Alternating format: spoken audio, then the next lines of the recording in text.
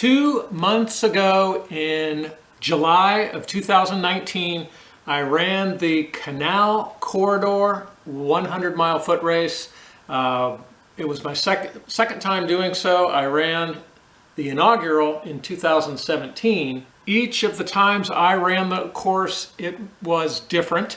It's based out of an area near Akron, Ohio, and eventually they hope it evolves to a point-to-point race.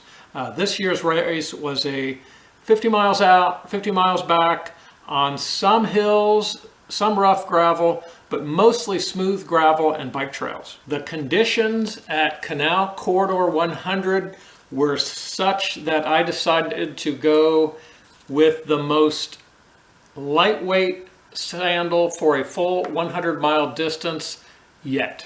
Obviously, it took me a while to work up the nerve to try to run 100 miles in the Minimalist Sandals branded Crep. This model is called the Crep.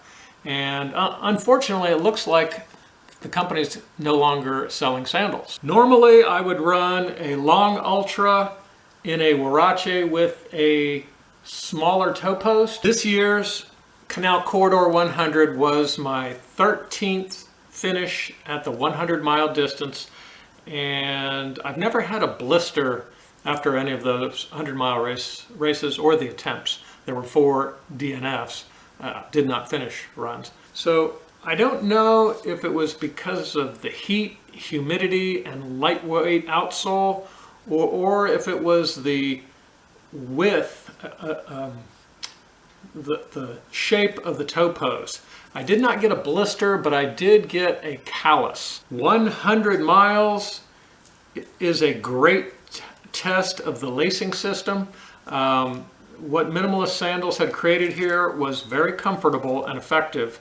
The only suggestion I would have, if they were still in business, would be to slim down the mass of the toe post. Before taking these out for a 100-mile run, I did take a belt sander to smooth down the front edges. I noticed that I was catching a little bit of blacktop sometimes because it was a little bit too grippy right up front.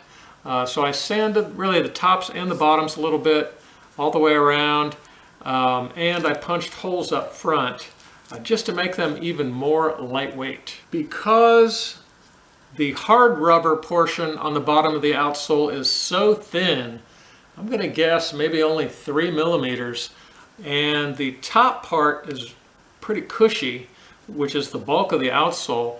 The spot where my midfoot actually lands on the ground, it might only be about 4 millimeters thick at that major contact point. And it was rough for 100 miles. There were some sections of the trail near the finish line, which we ran on twice, that had big chunks of sharp gravel.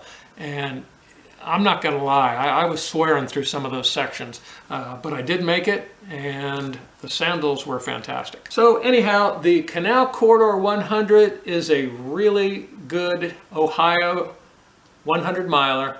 It's actually the only home state 100-miler where I've buckled. My times at this race have always been a couple hours slower than I would have expected, primarily due to the heat and humidity would be my guess. So everyone at Canal Corridor 100, thank you for a great running experience.